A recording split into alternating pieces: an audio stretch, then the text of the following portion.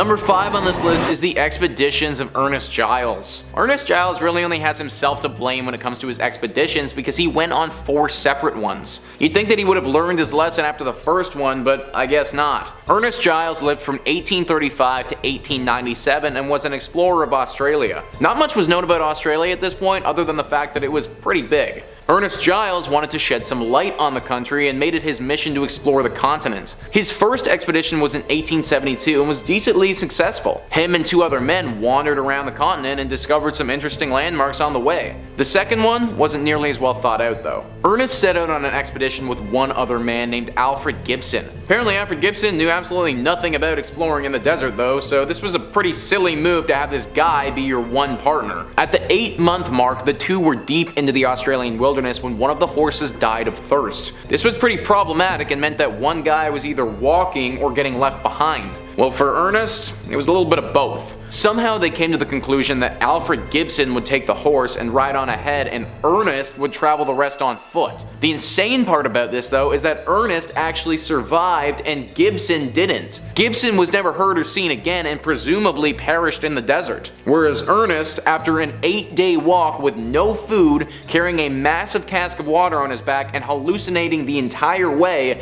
managed to survive. The one piece of food that he had in the 8-day journey was a baby walleye, and he wrote in his journal that he pounced upon it, ate it, living, raw, dying, fur, skin, bones, skull, and all. Guys, I'm totally cool with going on the occasional hike, but that whole thing, that's a bit extreme for me. Number 4 on this list is David Livingston's expedition. David Livingston lived from 1813 to 1873 and was a Scottish physician and also an explorer of Africa. He was notably most fascinated with the Nile River and where it came from. That's why in 1866 he decided to set out with a group of local guides on foot to discover where this river actually originated from. Clearly Livingston didn't conduct the hiring process well enough though, because these guides, they weren't to be trusted. They led him for a time, but soon started to become bored of this expedition and realized that they had all the power in this relationship. They abandoned him, with some of them even stealing a few of his supplies. When they got back to society and were asked about his whereabouts, they told everyone inquiring that he had just died in the jungle. This was a pretty bad situation for Livingston to find himself in, but it actually gets a lot worse. He trekked through the jungle by himself for a time, but eventually had completely run out of supplies and had to get assistance from someone. Lucky for him, there were some passing slave traders that used this route often. Unluckily for him though, they brought him to the village of Bambara.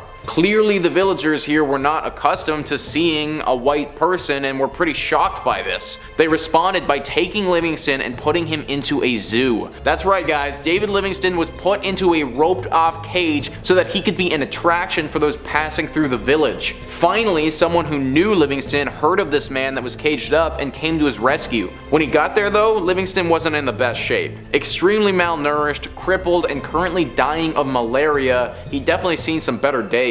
He was saved from the cage, but didn't last too much longer after that, eventually dying from disease. This story just goes to show you that if you're gonna get a guide, make sure it's somebody that you can trust. Number 3 on this list is the South Pole Expedition. Sir Ernest Shackleton was an Anglo-Irish Antarctic explorer who lived from 1874 to 1922. After hearing about his 1914 expedition to Antarctica though, it's actually a miracle that this guy made it all the way to 1922. The explorer had the goal of making it across Antarctica. They'd intended to take a ship, land on the continent, and then trek across it to the other side. What they were going to do when they got to the other side is anyone's guess, but luckily they never even needed to worry about that part. No, the issues for them happened far earlier. As they were sailing to Antarctica, they started slowing down and slowing down and slowing down until they finally stopped completely. They realized that the water around them had turned to ice and they were now frozen in place. Rather than get out and walk it, they decided to wait until the ice thawed and then they would keep going.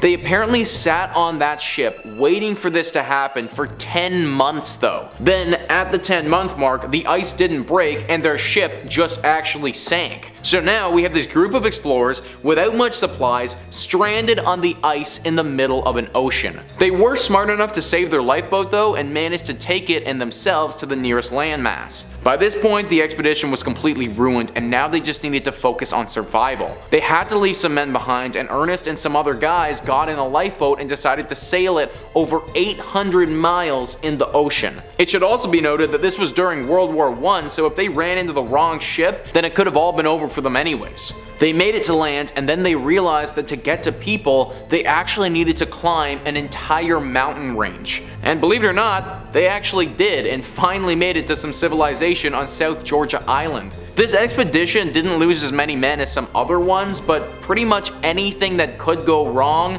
did go wrong. The fact that anyone survived is truly pretty miraculous. Number 2 on this list is Ferdinand Magellan's expedition to the Philippines. So you probably remember the name Ferdinand Magellan from history class growing up. If you don't though, he was a Portuguese explorer best known for his expedition to the East Indies across the Pacific Ocean. The actual expedition resulted in completely new trade routes opening up and the discovery of the interoceanic passage. This was definitely a success, but it wasn't quite as nice for Magellan or most of his crew, to be honest. Out of the 260 people that left for this expedition in 1519, only 18 actually survived and made it back home 2 years later. The biggest problem that took most of the lives of these explorers was food supplies. Back then, no one had any idea how big the ocean actually was and how long it would take them to sail across it. Therefore, the food and water that they brought along with them was woefully insufficient in feeding 260 men for an extended period of time. Several months went by on the high seas and the supplies started to wear thin. With no sign of land in sight, the crew had to resort to drastic measures. It started with crumbs that were filled with maggots,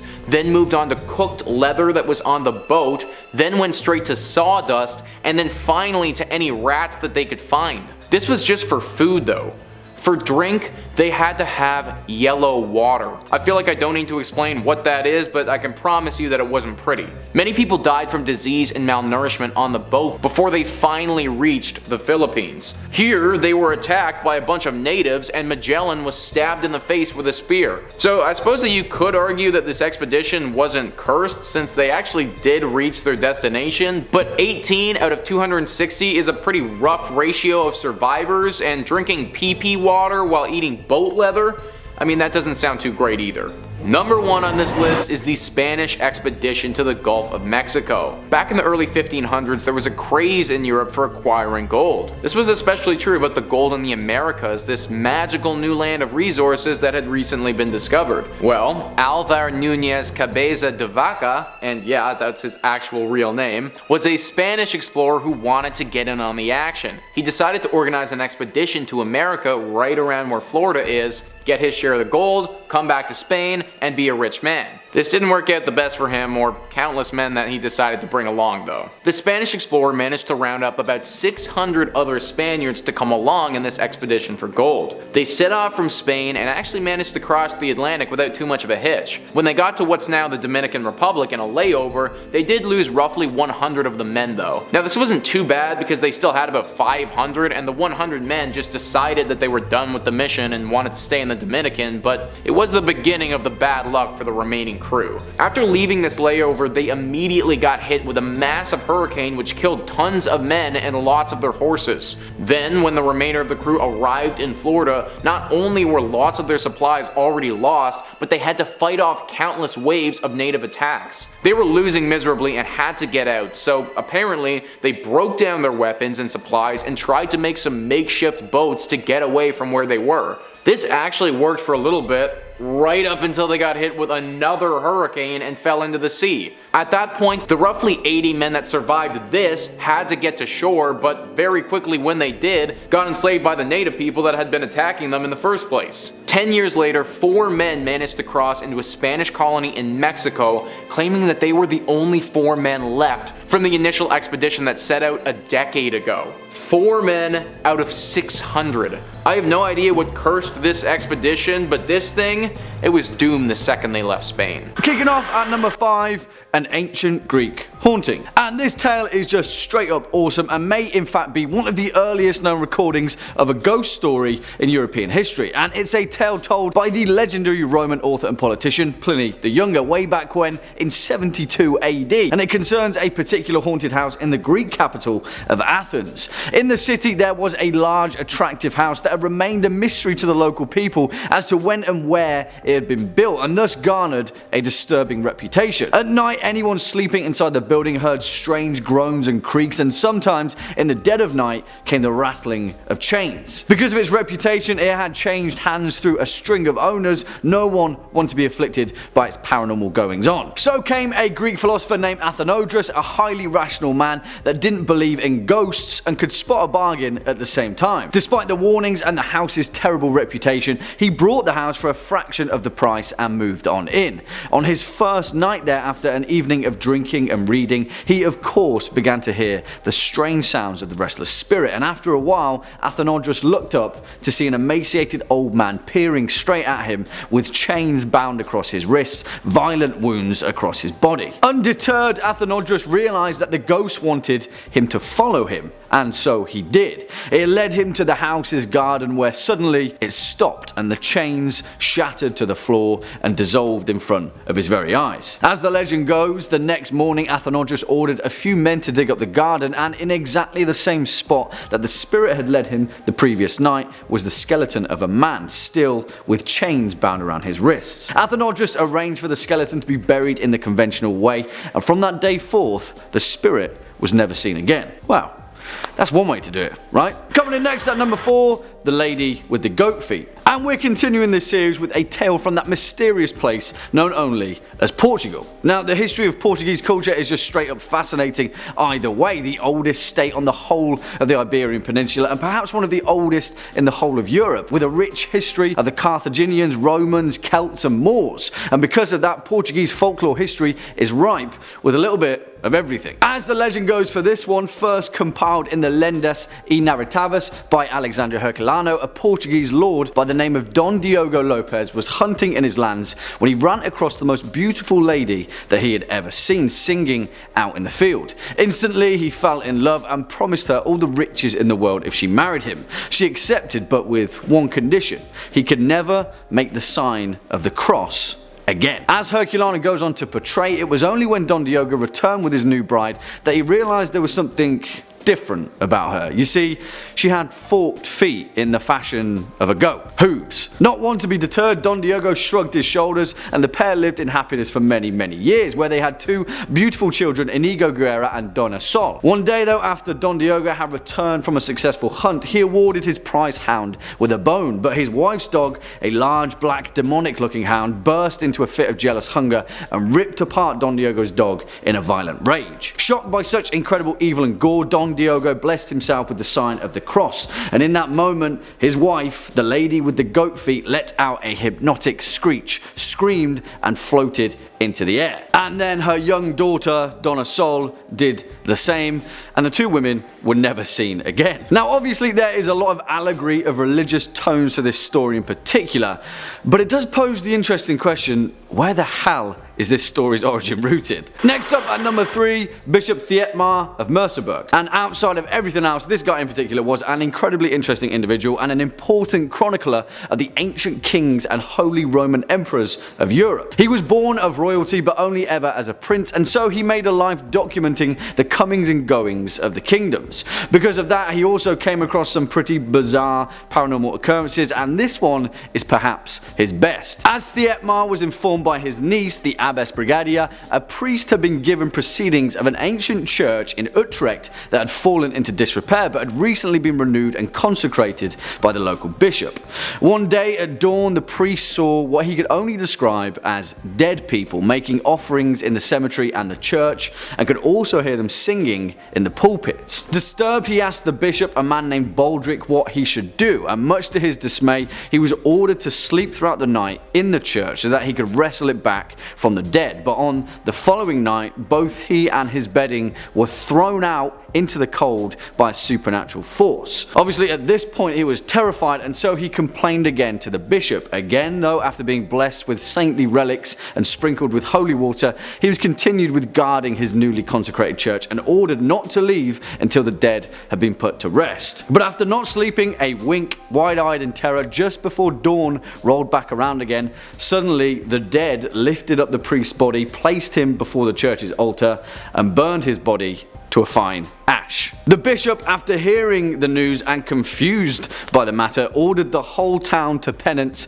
with a 3-day fast so that he could aid the souls of the departed. In his final writings, Bishop Thietmar stated in this case, "As the day to the living, so the night is conceded to the dead." Swinging in next at number 2, Aniceto. And this story is weirdly terrifying, if not one of the most unfortunate cases in European history that would perhaps put Henry VIII to shame. And it involves a German prince named Joachim II and his favourite hunting lodge, the Jagdschloss Grundelwald, the oldest preserved castle in Berlin. Now, Joachim loved hunting so much that he'd regularly throw 3-day-long festivals to celebrate the thrill of the hunt, and Grunwald soon became his go-to spot, where he'd hide away from the responsibilities of rulership. In fact, he was so smitten by the place that he allowed his mistress, Aniceto, to live there in secrecy, much to the dismay of his second wife, Hedwig, daughter of the Polish king Sigismund I. Now, obviously things were a little bit awkward, but in an attempt to win her husband's favour,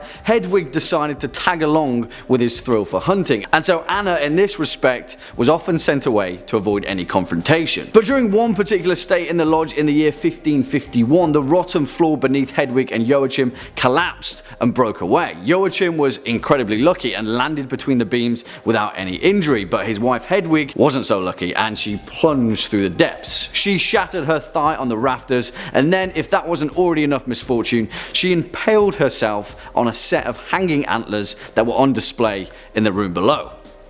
Hunting. You see, Hedwig survived, but in horrific physical health. And what did Joachim do? Of course, he eschewed his wife's needs and headed back to Aniceto so he could carry on the hunt. The thing is though, Joachim and Hedwig had a son, Johann, who grew up throughout this whole ordeal with a burning hatred for Aniceto. Eventually, Joachim grew ill and passed away, but on his deathbed, he made his son Johann promise that he'd look after the one woman that he'd always loved. And no, not his mother Hedwig, but instead Aniceto. As his father died, Johann promised that he would, but the next day he instead ordered his men to capture Anna, where he imprisoned her in the Spandau fortress of Germany, and by imprisonment I mean that Johann walled her in alive beneath a small staircase in the western wing of the castle, where she presumably starved to death and died, and now haunts the spot for all eternity. Yeah. And finally, coming in at our number 1 spot, the tale of the Hun Press. Now, as it's become apparent throughout this video, European history is rife with bizarre, terrifying and mysterious tales, but perhaps none of them are so clearly perfect to be a horror film than the tale of the Hun Press, as written in the 1198 record of English history from William of Newburgh, A History of English Affairs. As the tale goes, there was once a chaplain who wasn't exactly the holiest of men. He drank, he feasted, and he of course loved to hunt. Because of this, he earned the nickname the Hun Press, the dog priest. Eventually he died and was buried as a holy man in the monastery of Melrose, but it seemed that even death couldn't stop the Hun Press. On many nights his corpse would rise from its grave and wander the town, where one night it came across a woman that he'd had relations with when he was alive. Obviously the undead skeletal fiend was still smitten with her and made its way to her bedchambers. Obviously the Hun Press was chased back to its grave, but that didn't stop it, and the lady soon became plagued by the ghoul every single night. She was unable to deter the undead chaplain and had soon become quite the terrifying problem. Distraught, she enlisted the help of a young friar and a few other men to somehow put an end to the Hun Press. You see, that very night the friar camped out at the cemetery, and when midnight struck, the other men who'd accompanied him had given up, given the fact that it was a cold and damp evening. But as soon as they wandered off, the Hun Press had risen from its grave, set about to attack the friar in all its undead gore, ripping at the young man with his bones and claws. Somehow though, the young friar had a burst of courage and attacked the Hun Press with his axe, striking it hard deep into his body. And it worked, and the Hun Press fled back to its tomb, sealed back for the night. But the friar wasn't done with it just yet, and as dawn rose, him and his men opened the tomb of the Hun Press to find the exact spot where the friar had wounded him, seeping with a vile black sludge flowing with undead gore from the sepulchre. As William of Newburgh later noted, the men took one look at the Hun Press and burned the body to ash, where they scattered him to the winds. And that's from a history book, guys, from 1198. You wouldn't think it, right? Kicking off at number 5, the Birdcage Theatre. And if you're particularly interested in the breakneck history of the Wild West, then this place may already sound a little familiar to you. Tombstone, Arizona, the last boomtown of the American frontier. It's an important place enough, and it appears that all of the bloodthirsty moments of violence and murderous revenge all seem to happen in one location. The Birdcage Theatre originally opened on December 26, 1881 by owners Lottie and Billy Hutchinson, with the intention of being a respectable variety show theatre for the equally respectable inhabitants of Tombstone, Arizona. If you know anything about the history of Tombstone though, respectable didn't exactly meet their aspirations, and Billy and Lottie quickly began to cater for a different kind of crowd entirely. It is said that between 1881 and 1889, 26 murders were documented as taking place at the Birdcage, mainly for its reputation as being a melting pot meeting point for every criminal and gunslinger in the Wild West. In fact, the longest poker game in history was played in the basement of the Birdcage Theatre, which still holds the record to this day. Anyone who entered the table had to pay $1,000 up front, which was a small fortune back in the day, and notable players included Bat Masterson, Diamond Jim Brady, Adolphus Bush, Doc Holliday, and the legendary Wyatt Earp. The poker game itself ran for the entire duration that the Birdcage Theatre was open, operating 24 hours a day, 7 days a week, for a total of 8 years. It is believed that over $10 million were exchanged in the game for its duration, which is insane when you think about it. Regardless though, with as much intrigue and cold hard cash pouring into the place, people obviously clamoured for a slice of that pie, and the Birdcage was the site of countless bloodthirsty altercations, and still to this day, the souls of many unfortunate frontiersmen and women are said to roam its ruins. Also, if you haven't seen Tombstone starring Val Kilmer and Kurt Russell, stop what you're doing right now and go and watch it. Coming in at number 4, The Horse You Came In On, which, come on, is an awesome name for a bar, right? Sadly for us though, its original name was far less mysterious, but it's also the second place of intrigue on our list that just so happens to serve booze. And for this particular establishment, there is one infamous ghostly figure that may be inexplicably tied to its history.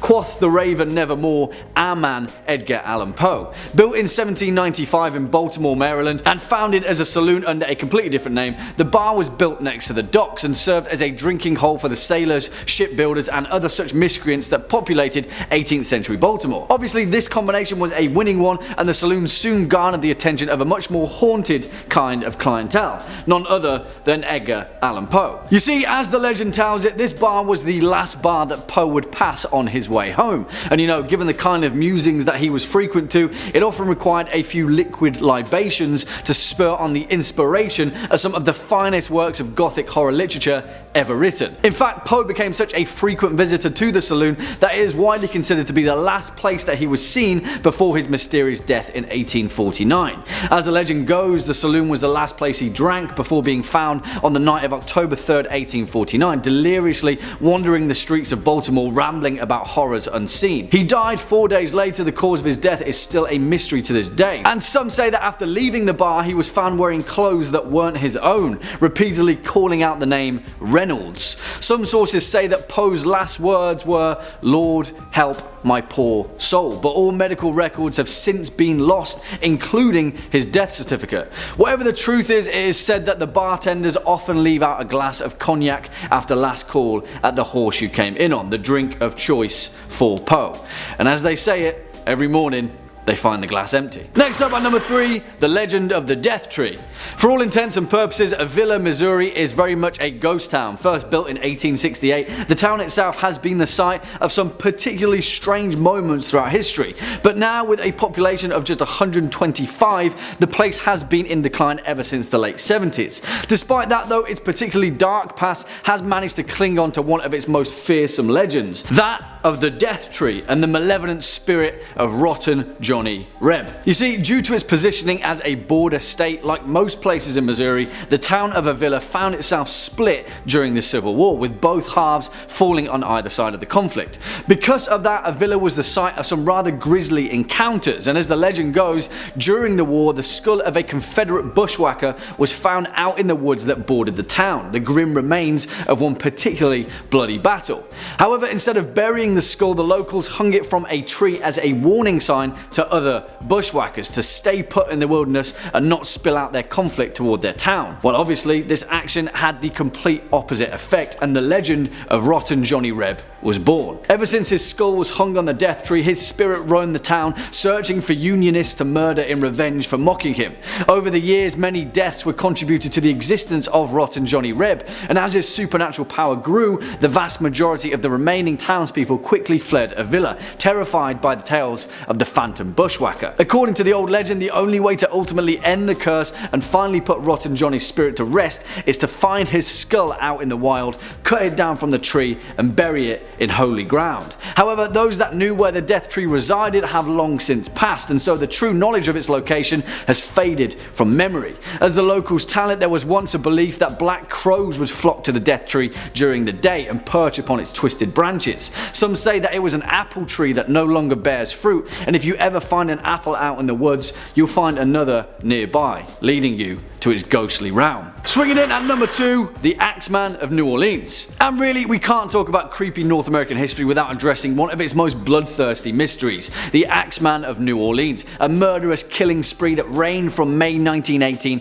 to October 1919, taking the lives of 6 innocent people and grievously injuring 6 more, and that may also have started much earlier in 1911, but that's anyone's guess. You see, despite the very public panic and revelation of his crimes, the Axeman was never identified, and the murders remain unsolved to this very day, and more than likely they will never be solved. As the name suggests, the Axeman's modus operandi was to murder with an axe, which strangely enough often belonged to the victims themselves. In most cases, the scene of the crime was relatively similar, where a panel on the back door of a home was removed with a chisel, where the Axeman then entered covertly. Even stranger still, none of these crimes were motivated by robbery, and the Axeman never saw fit to steal from his many victims, which begs the question, why? You see, whilst the notorious H.H. Holmes is widely considered to be America's first serial killer, the Axeman of New Orleans is considered to be the first and most outwardly public, toying with the Louisiana police during his campaign of terror. The vast majority of the Axeman's victims were Italian immigrants or Italian Americans, leading many to believe that his crimes were ethnically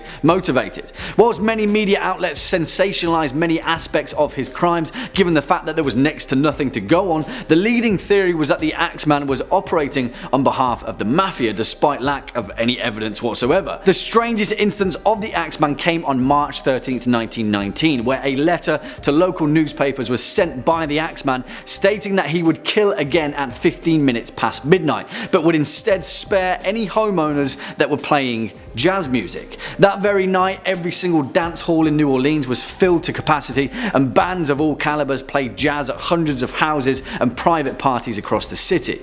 There were no murders that night, and that was the last correspondence of the Axeman of New Orleans. His bloodthirsty mystery forever unsolved. And finally, coming in at number 1 spot, the Brown Mountain Lights, which is an intriguing name nonetheless, but the truth of the matter remains there is perhaps no other such source of North American mystery than the Brown Mountain Lights, a potentially paranormal phenomena with so many differing explanations that it's anyone's guess where on earth this legend first started. The lights themselves are a series of ghost lights that emerge near Brown Mountain in North Carolina that reportedly on any clear evening can be seen for miles across the mountain overlook. Now, although there are countless instances of strange lights that emerge all across North America, the Brown Mountain Lights seem to stand out as the most consistently sourced and verified. The earliest verified accounts date all the way back to September 24th, 1913, where a fisherman reported to the Charlotte Daily Observer that he had seen mysterious lights just above the horizon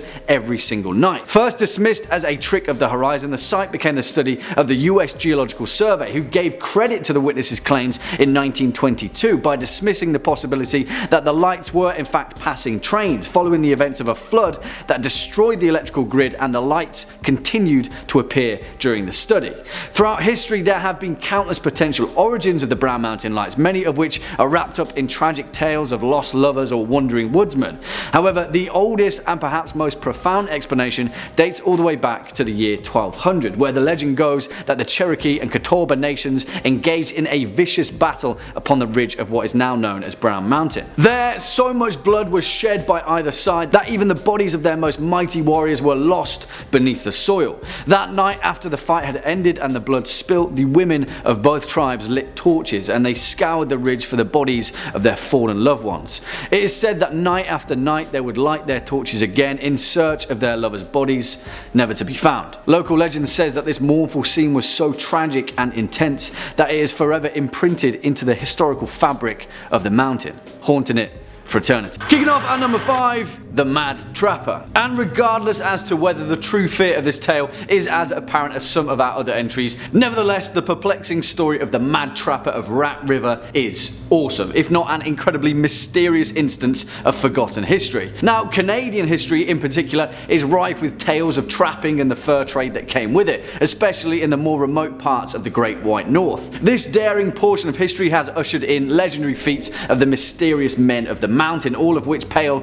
in comparison to the Mad Trapper himself, Albert Johnson, a man with no history and no apparent record save for one of the most impossible instances of one man's refusal to be captured. As the legend goes, in early December of the year 1931, residents of the prime trapping site of Rat River had complained to the local Mounties that their traps had been sabotaged, ruining their haul for the season. The only suspect was the new man in town, Albert Johnson, who had mysteriously shown up a few months before without saying a word to anyone and built himself a cabin from scratch. As several of the Mounties paid him a visit to see what the fuss was about, Johnson wasn't in a talking mood and suddenly shot one of the constables without warning. The man survived and the Mounties retreated, but returned a month later, this time with more men and also a boatload of dynamite. When they thought they had the drop on him, the Mounties decided to blow up Johnson's cabin, but bad idea, because as they entered the wreckage to presumably remove his corpse,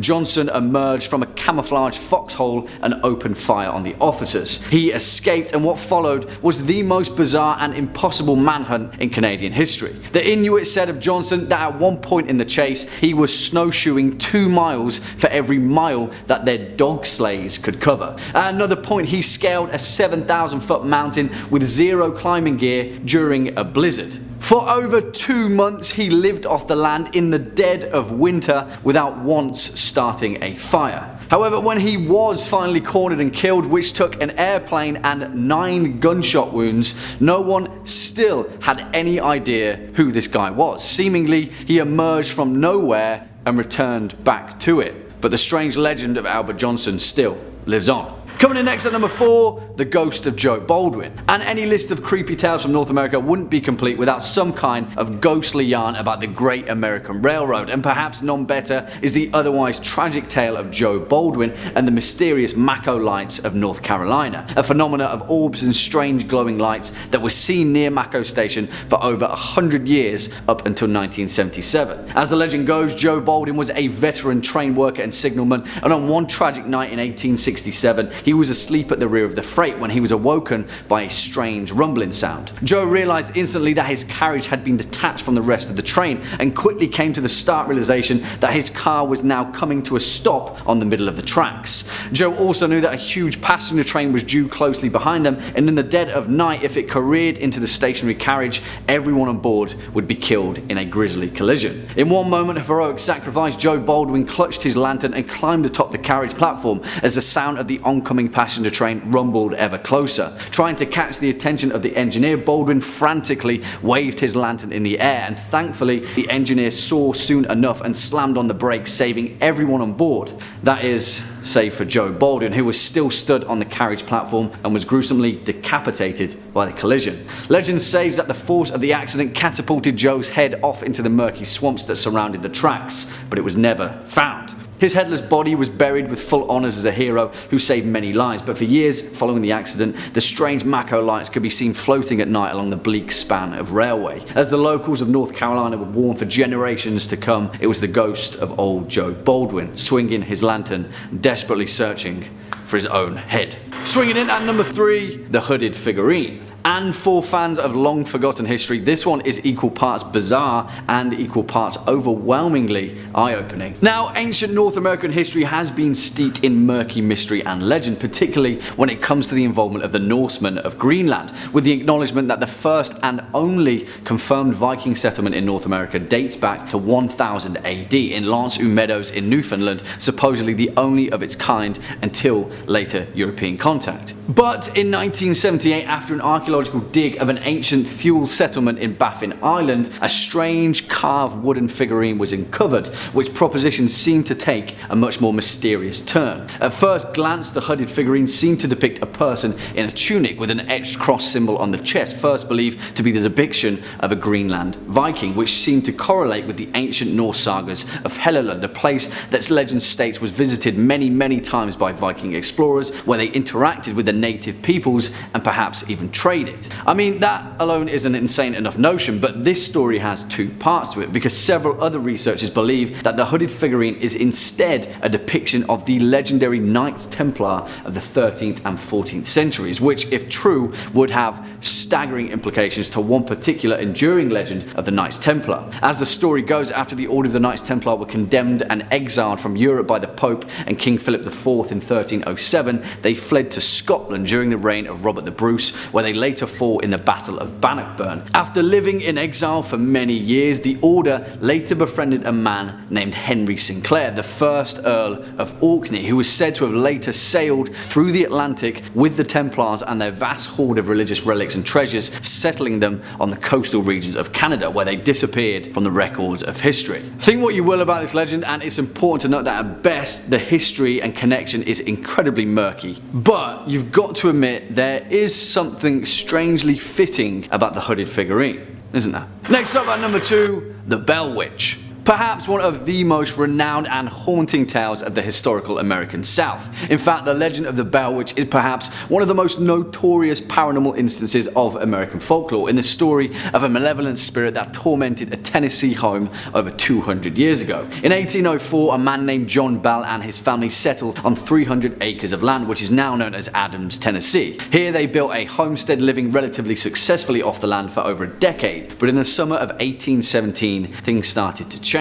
At first, it was odd noises, strange pounding of doors, slaps on the walls, the eerie rattling of chains. Sometime later, John Bell himself discovered an odd creature out in the fields, a strange hybrid of a dog, a rabbit, and something not quite natural. Soon enough, blankets began getting pulled from beds in the dead of night, people were getting scratched, kicked, and their hair twisted and pulled. The spirit soon identified itself to the family as the Bell Witch, a malevolent spirit that offered many explanations to who and what she was, all of which served to confuse things further. In some cases, she said her name was Kate Bat and had been wronged by John Bell in her former life. In others, she claimed to be an ancient American spirit whose burial mound had been disturbed by the family. Either way, the Bell Witch legend gathered so much notoriety that General Andrew Jackson himself paid the residents a visit, where on arrival his horse and wagon suddenly froze on the threshold of the Bell property. His horses strained tirelessly to pull the wagon, but to no avail, before Jackson himself cried out, "That must be the Bell Witch," and as legend goes, he heard a woman's voice whisper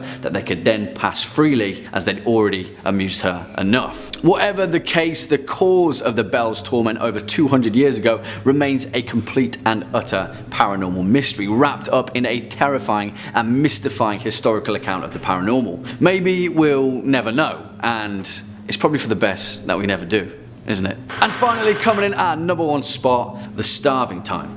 And the fact of the matter remains, we have to end this particular historical list with one of the most violent, desperate and gruesome instances in colonial American history. Now, in the early years of the continent's settlement, they were trying times nonetheless, and for the first outpost of Jamestown, Virginia, the colonists there tried desperately to carve some semblance of life in order to survive in the New World. For years, though, there have been whispered through legend that the earliest American colonists had survived the harshest of conditions by turning to desperate measures, eating dogs, cats, rats, snakes, even shoe leather to stave off starvation. But as historians discovered in 2012, things were much, much worse than that, and after unearthing a hastily constructed burial pit of a 14-year-old girl, the first concrete evidence of cannibalism was discovered, leading to many later subsequent discoveries and the stark realization that the Jamestown settlers turned to cannibalism just to survive. Historians have traced back the bleak passage of history to one particularly deadly winter, a period known as the Starving Time that happened in Jamestown between 1609 and 1610, where settlers arrived during the worst drought in 800 years, catastrophically bringing fatal food shortages for the 6,000 or so people that lived in the Virginian settlement at the time. As history has found, it was a period of complete and utter misery, as the settlers were forced to dig up corpses from their graves in an attempt to eat when there was nothing else left. In one case, documented by the colony's most famous leader, Captain John Smith, one man murdered his pregnant wife in an attempt to salt and eat her, who was later executed by the settlers, and presumably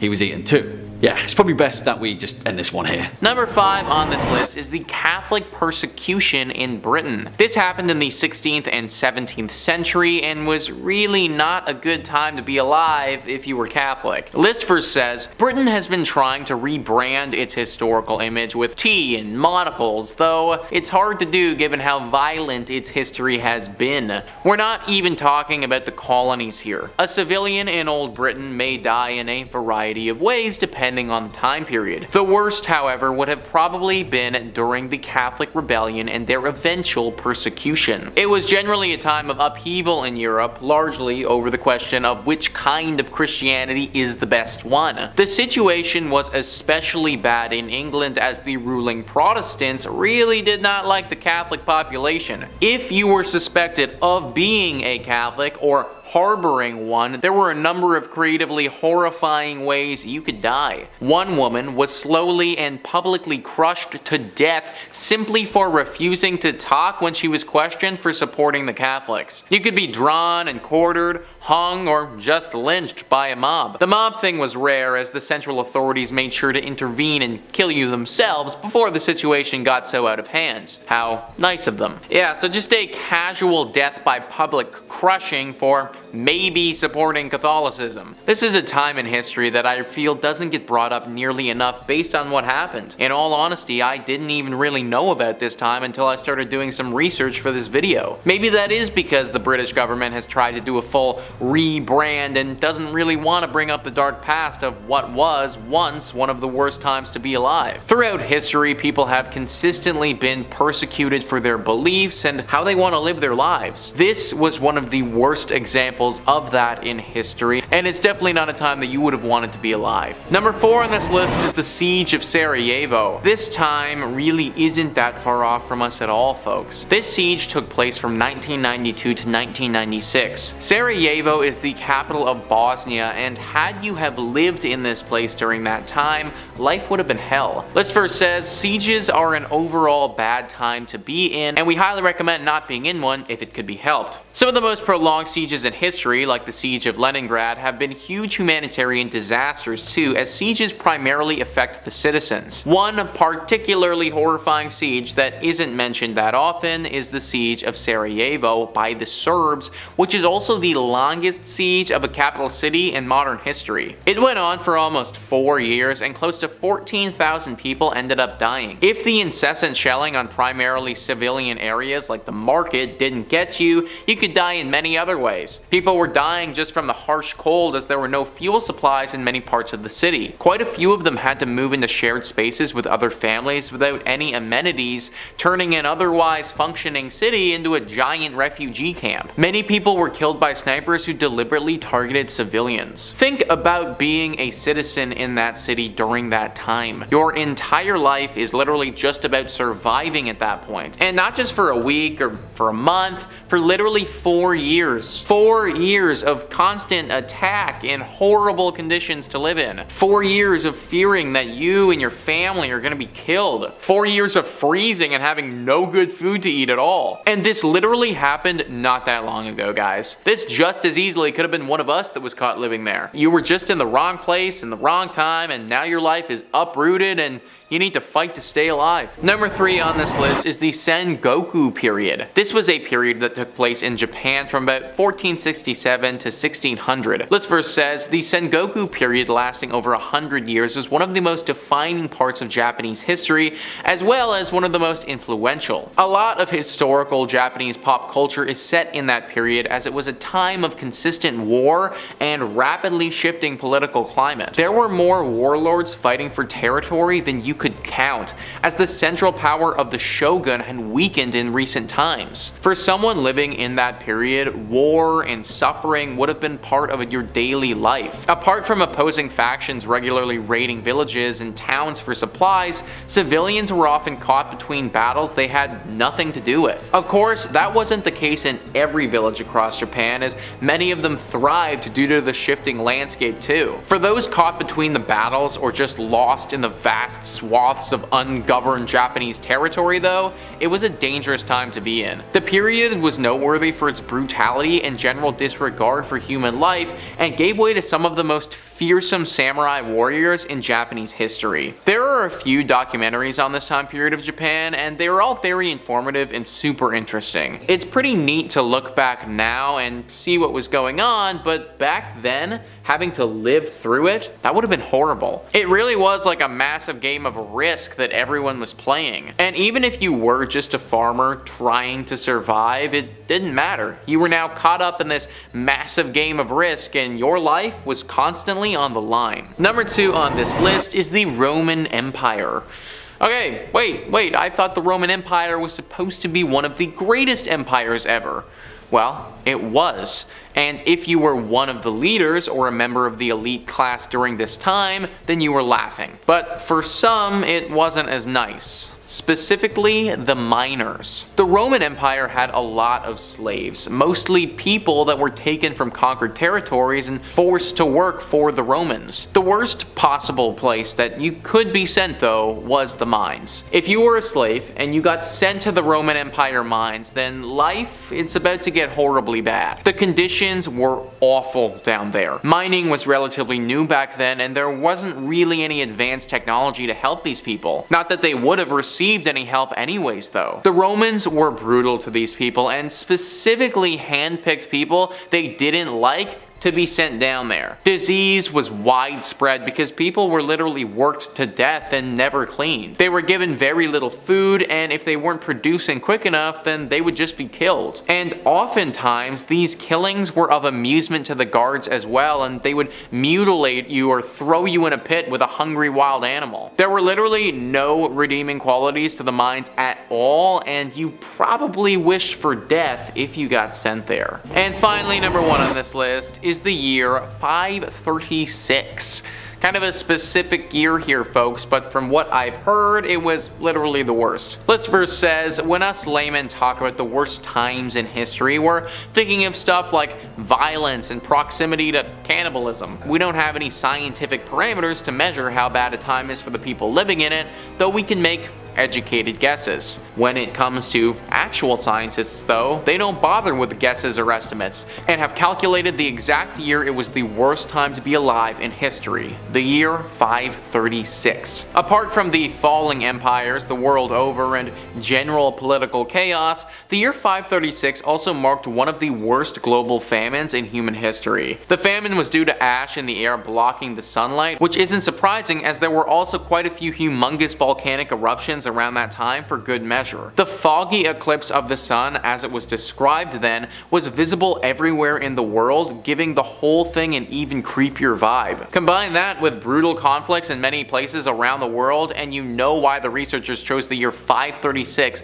to be the absolute worst one in history. So basically, year 536 was just hell on earth. Everyone was either dying or fighting, or they were dying of not having any food at all. It's kind of crazy to think that only a few thousand years ago, this could have been us. Nowadays, farming is so advanced that most of us are in a pretty good place when it comes to food, but back then, if the river dried up or the sun didn't come out, that was it, guys. We just aren't gonna be eating anymore. Just be thankful that the year is 2022 right now and not 536. Kicking off at number 5, Coral Castle. And no, that is not my imitation of Rick Grimes trying to call his son a fortified structure. Sorry, that was a terrible joke. But the actual mystery of Coral Castle is equal parts true engineering enigma and equal parts perhaps the most American thing that you've ever heard of. Along the highways and byways of rural America, there are countless tourist attractions that litter the way, but one of them in particular may actually have a much more intriguing mystery than the rest. Just before 1920, a Latvian man named Edward Leedskalnin was jilted by his young bride just a day before their wedding, and so dejected and depressed, Edward left his home country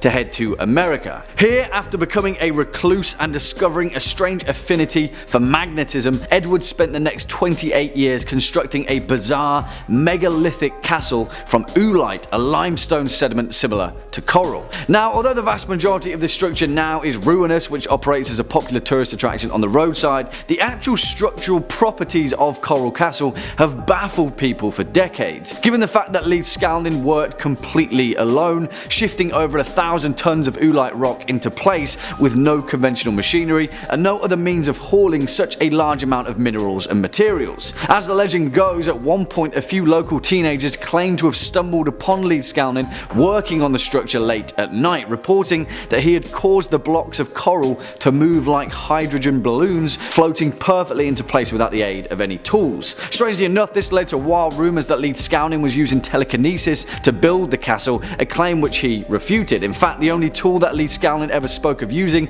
was a machine that he referred to as a perpetual motion holder. Before his death, whenever he was asked how he constructed the place, he simply stated that he understood the laws of weight and leverage well, and on several occasions he stated publicly that he had discovered the secrets of the pyramids, and that once you know how to do it, it's easy. I mean, this one is a little tongue-in-cheek, but what do you guys think? Another eccentric recluse with too much time on his hands, or a structural genius that had insight into a long-forgotten knowledge? Let me know. Coming in at number 4, Caspar Hower. And who the hell was Caspar Hower? A mystery that has completely perplexed historians for nearly 2 centuries, leading to an insane web of speculation, an entire network of conspiracy that extends its tendrils all the way to the royalty of Napoleon. On the 26th of May 1828, a teenage boy appeared on the streets of Nuremberg, Germany. His name was Caspar, a boy of 16. He was filthy, could speak only a few words, and had a letter with him addressed to a captain of the Bavarian cavalry. He kept repeating the phrase, "I want to be a cavalryman as my father was," in old Bavarian, but the city guard dismissed his ramblings and imprisoned him as just another vagabond in Nuremberg Castle. His strange origin drew the attention of the city's mayor, who claimed that despite his stunted appearance, the boy had an excellent memory and was quick to learn. Eventually, after befriending the mayor, Caspar spoke of what he could remember of his life before, and explained in great detail at living totally alone in a darkened cell 2 meters long, 1 meter wide. Each morning, Caspar said, he would wake to find rye bread and water next to his bed. Periodically,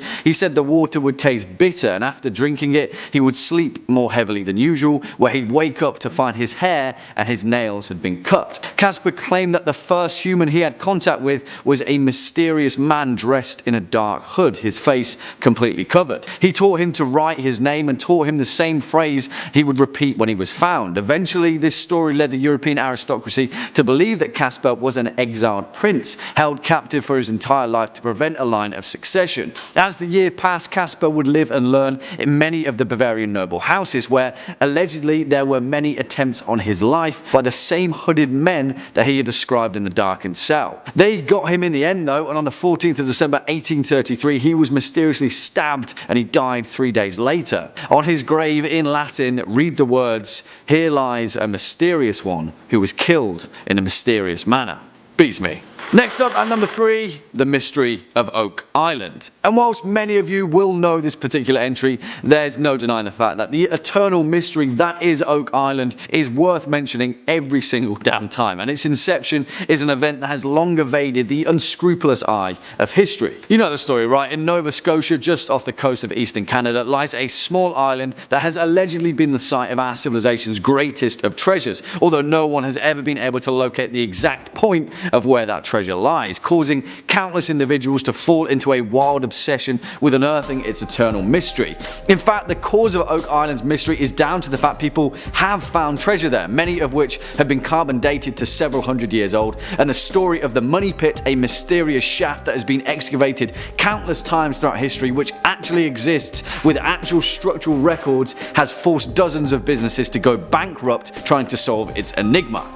So here we are with our mystery. Who the hell built this place? Now, there are hundreds of theories as to who would have constructed such an intricate place to conceal their treasure, the most popular being Captain William Kidd, the pirate that sailed to North America in the late 1600s, burying his plunder there so no one else could find it. Another theory states that the pit was constructed to house none other than Mary Antoinette's jewels, who after the Parisian uprising at the Palace of Versailles gave her treasures to a lady-in-waiting, who then fled France and ended up in Nova Scotia, where using her royal connections contracted the French Navy to construct the Oak Island pit, making sure that the incredibly rare jewels of her queen would never be discovered. And strangely enough, there has actually been credible evidence for this theory recently in 2017, when a 500-year-old brooch was discovered containing a huge garnet similar to that of which Mary Antoinette was reported to often wear. I mean, we could talk about all of these theories for an entire video, but as so far as unsolved events in history go, this one remains to be exactly that.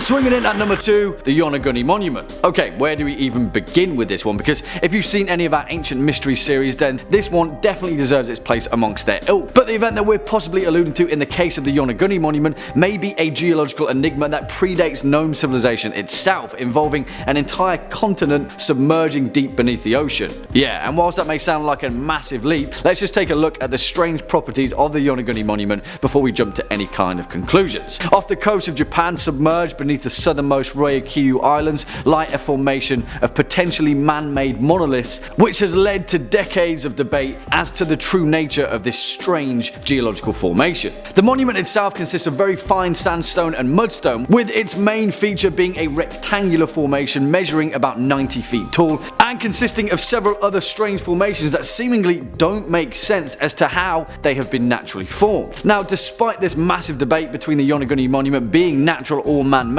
perhaps the most mind-blowing theory comes from the renowned geologist Robert Schoch of Boston University, who states that the Yonaguni Monument is indeed most likely a natural formation, possibly used and modified by humans in the past before seemingly sliding away to the murky depths of the ocean during a geological event that occurred in ancient history. On the flip side, the geologist that discovered the monument, Masaaki Kimura, claimed that the structure was undoubtedly artificial, created by an ancient civilization at least 10,000 years ago, accurately carved and created before sliding into the ocean following unknown tectonic activity. Kimura also goes on to say that not only that, but he can also identify a nearby pyramid, castles, entire roads, other monuments, an entire stadium at the bottom of the ocean.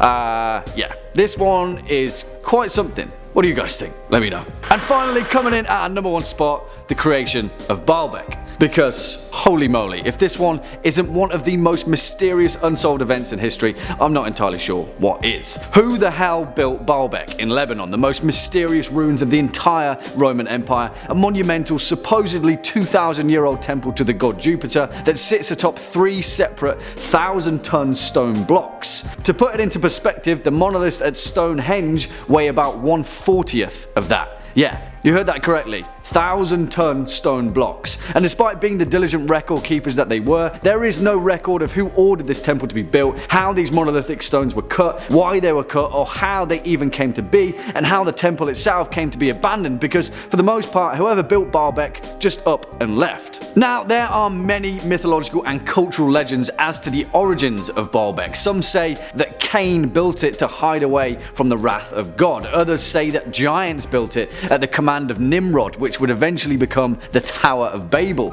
In fact, in the Epic of Gilgamesh, some claim that the intergalactic landing pad alluded to in its tale was in itself Baalbek, a site constructed purely for the reception of ancient astronauts. In fact, though, the actual mystery of Baalbek resides more within its geographical location. What was the point in cutting such enormous rocks out in the middle of nowhere? Why was this temple even built where it was? And why would the Romans go to such great lengths to create a structure that wasn't efficient in location instead of next to a major city or a port. The Romans weren't exactly known for doing things without efficiency and purpose. That's what made them so successful, after all. In fact, Baalbek seems so out of character to have been built by the Romans that many scholars completely eschew any historical engineering correlation with them and simply state that the Romans never built Baalbek but discovered it and then added their iconic pillars to Jupiter and repurposed the ruins as their own kind of temple. Yeah, I'm stumped, guys. The construction of Baalbek, who made it, when they did, how they did it, and why they did it remains to be one of the most mysterious events in history. Kicking off at number 5, Stone Tongue.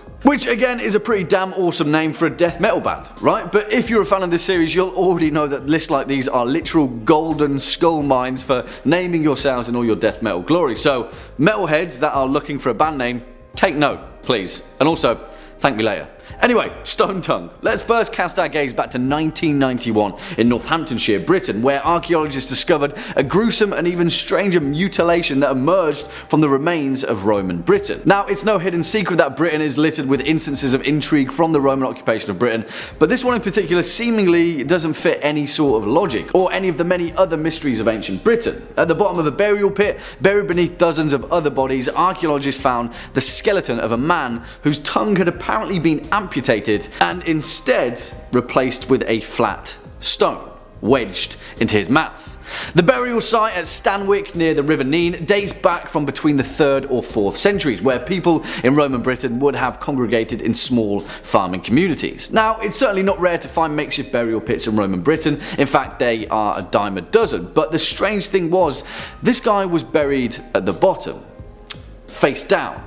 And not only was he buried face down, which would usually indicate some sort of fear of him by the community, but his tongue was cut out and replaced with a stone. As researchers noted, this was something that just hasn't ever been identified as a practice so far in archaeological records. There are no other known occurrences of this ever happening in Roman Britain, so far anyway. And the fact that this was on top of the matter of him being buried face down, well, who the hell was he? What was he doing? It is believed that the man would have been in his 30s at the time of his death, and one theory is that he had mental health issues and was actually responsible for severing his own tongue.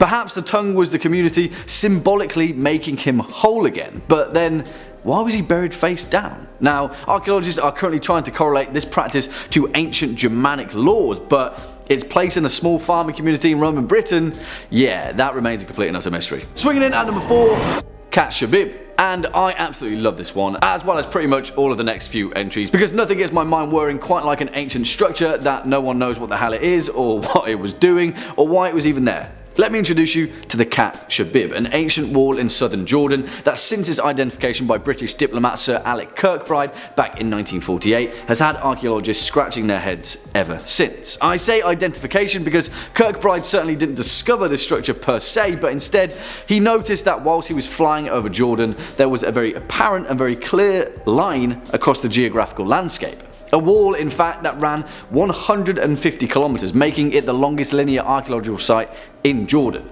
Now, why would anyone build a wall of such length? Now, the Romans had reason to with the Picts, ancient China had reason to with Genghis Khan, but Kat Shabib?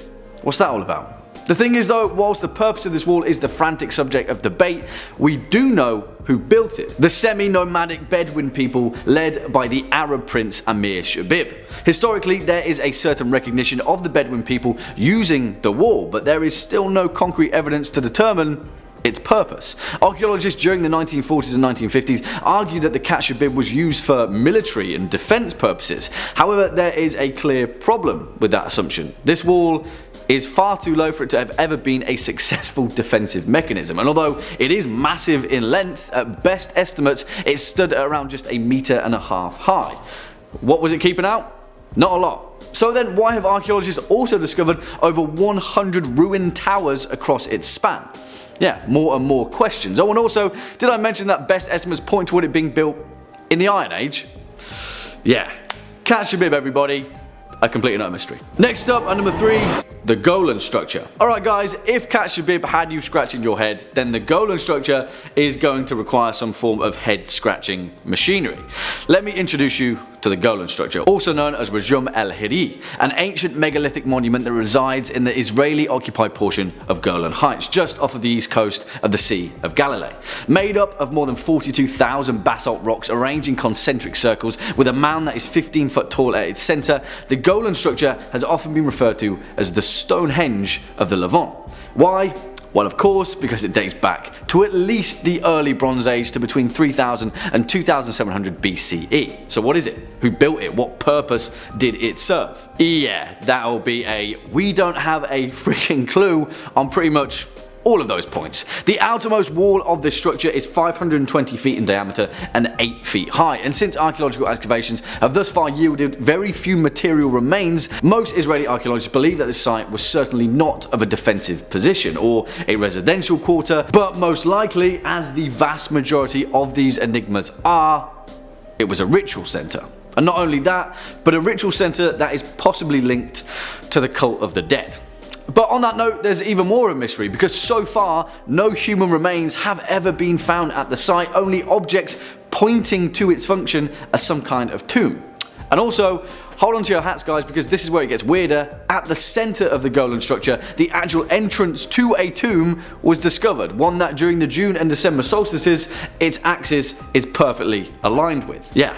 More questions, fewer answers. The thing is though, as its namesake as the Stonehenge of the Levant, no other structures of its kind have ever been discovered, which is even more of a head scratcher considering the fact that in ancient Britain as well as in South America, structures like this are pretty common. Some believe that its purpose was to worship Tammuz and Ishtar, the ancient Mesopotamian fertility gods. Others suggest that it was used by the Dakmas of the Zoroastrians to lay out their dead and let the birds remove the flesh from their bones. Some say that it was a calendar or a site to observe the constellations for religious calculations.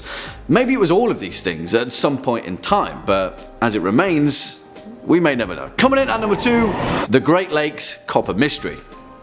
Oh boy, here we go. If you're not already feeling perplexed at the mysteries of the ancient world, then I'm fairly certain that this one will knock your metaphorical socks off. In the wilds of Michigan's Isle Royale National Park, it remains a beautiful and remote location, but thousands of years ago, the island was home to a thriving mining industry. Yes, mining. The rich veins of copper that ripple through the site's bedrock certainly drew the attention of the early Native Americans, and the fact that they diligently used this ore to make tools and jewelry is evident still. But the actual extent of their operation remains a complete and utter mystery. Why? Well, because around 6,500 years ago there is clear and startling evidence to suggest that roughly 500,000 tons of copper was mined from the land. 500,000 tons of copper, which simply put is a staggering amount. Now, the copper culture complex is an astounding feat of ancient civilization regardless, but here is where our mystery takes another turn. You know why? Because Michigan copper is some of the purest copper on the planet. Keep that thought in mind. And 500,000 tons of it, well frankly put, there should be more evidence to its use throughout the Midwest. Now I'm going to take a little bit of a leap here, and I'm going to point us toward another ancient mystery, one that occurred off the coast of Turkey roughly around the 14th century BC. A shipwreck that was discovered just off the east shore of Uluburun, discovered by a sponge diver back in 1982. Now the Uluburun shipwreck is a bit of a mystery in and of itself, but it's with the content of its cargo that we're concerned with here. Within the hull of the shipwreck, over 10 tons of copper oxide ingots were discovered. Now, oxide ingots, which are named so down to the fact that they are shaped with rectangular handholds on either side, were relatively common in the late Bronze Age period of the Mediterranean Sea. You know what is weird? Testing on these ingots later discovered that they were extraordinarily pure for others of its kind. In fact, more than 99.5% pure. The oxides themselves were brittle blister copper with voids and slag bits that only occur when multiple pourings were made outdoors over wood fires. There is only one type of ore of this purity, Michigan copper, the kind mined over 6,500 years ago in the copper culture complex of North America. Yeah, beats me guys. And finally coming in at number 1 spot, the Ness of Brodgar. And I absolutely adore this particular Neolithic mystery, and at the moment this is pretty much my direct inspiration for scholarly study of the ancient world. Now, we've covered this area quite a few times on this channel, and if you'd like to find out more about places like Skara Brae, the ancient site discovered on the Orkney Isles of northern Scotland, then please check out our Scottish history list, and also, do your own discovering, because Neolithic Orkney is absolutely amazing. But there's another place that is even more remarkable than Skara Brae, the Ness of Brodgar, perhaps one of the most important discoveries in archaeological record depicting just what the hell was going on during the Neolithic period of ancient Britain. Now, back in 2003, in a site that occupies the central position with the Orkney archipelago that lies between the lochs of Stenness and Harray, an imposing complex of monuments were discovered, a series of structures that seemingly were of pivotal importance to Neolithic Orcadians, and perhaps even further afield, perhaps even the whole of ancient Britain. The site itself, which lies between the already discovered ring of Brodgar, a Neolithic stone circle that has its own mysteries, as well as the equally mysterious stones of Stenness, dates back to at least 3300 BC. As of 2016, 14 structures have been discovered, with many of them being built on top of each other, suggesting perhaps an even older use of this site and a location of incredible importance to the Neolithic people of ancient Britain. Without a doubt though, the most impressive structure, known as Structure 10, which appears to be a Neolithic pyramid, is even more of a head scratcher. Yeah, I just said Neolithic pyramid. Around this site, which was used prolifically up until around 2200 BCE, after which it abruptly stopped, archaeologists have since discovered the bones of approximately 400 cattle, around which the carcasses of several red deer were placed, with many of their tibia bones being cracked and extracted for marrow, suggesting the site of a feast. Do you know what's weirder though? During this event, there is also evidence of the temple being largely destroyed, brick by brick. Seemingly, for some reason, the Neolithic Orcadians built this site as a place of incredible importance, used it for 1,000 years, and then one day threw a party and tore the whole thing down. I have no idea, guys, but most importantly, I want to know. Kicking off at number 5, the tomb of Antony and Cleopatra. Now, the legendary Roman politician and general Marcus Antonius, alongside his kindred spirit Cleopatra, may well be the most notorious lovers in the history of our civilization, and although mountains upon mountains of literature have been written about their star-crossed fate, the real mystery of Antony and Cleopatra came after they had both slipped from this mortal coil. Now, if you know anything about the Roman conquest of Egypt, you'll know that around 30 BC, Mark Antony and Cleopatra were not in the Romans' best books, and a general known as Octavian had waged a long and bloody campaign to bring Cleopatra's reign to an end, which he ultimately won, but sadly for us, that's where the trail runs cold, with no leads as to the two lovers' final resting place. One of the greatest unsolved mysteries in antiquity is the exact location of the final burial place of Antony and Cleopatra, but according to several ancient historians, Tonius and Plutarch to name a few, it was recorded that Octavian had permitted the two to be buried together, as their surviving children were taken back to Rome to be raised as Roman citizens. There are several leads that their tomb was located somewhere west of Alexandria, but numerous excavations throughout history have proven fruitless. However, they did come close, and between 2008 and 2009, reports of the prestigious Egyptologist Zahi Hawass having found evidence of their fated tomb came to light. Although no concrete evidence has been unearthed, relics and memorial coins of the lovers have been found in small ceremonial tombs,